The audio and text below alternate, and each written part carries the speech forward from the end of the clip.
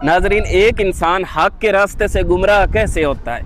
ये जो आपको रेलवे ट्रैक नज़र आ रहा है, इसमें एक चीज़ बड़ी इंटरेस्टिंग है।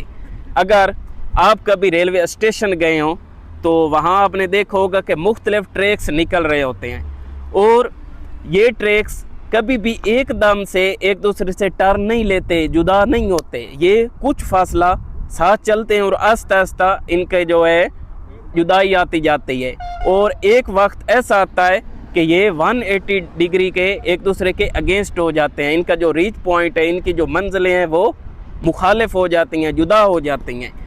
तो मैं सोच रहा था ये हमारे लिए खुदा की एक निशानी है, क्योंकि इस कायनात की हर चीज़ को हम निशानी के तौर पर, आयत के तौर पर देखें तो जो इंसान के गुमराह होने का प्रोसेस है बिल्कुल यही है। कभी भी वो एकदम से हक के रास्ते से फासला नहीं लेता, वो आहिस्ता आहिस्ता कुदूरतें पैदा होती हैं, नफ़रतें पैदा होती हैं, इख्तलाफात पैदा होते हैं, आइडियाज़ मुतफावित होते हैं, रुझानात बदल जाते हैं, और इतना फासला आता जाता है आहिस्ता आहिस्ता।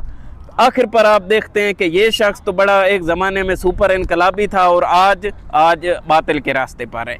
तो हमें इन चीज़ों से बचने के लिए, गुमराही से बचने के लिए अपना एक एक कदम जांच पड़ताल करके उठाना चाहिए।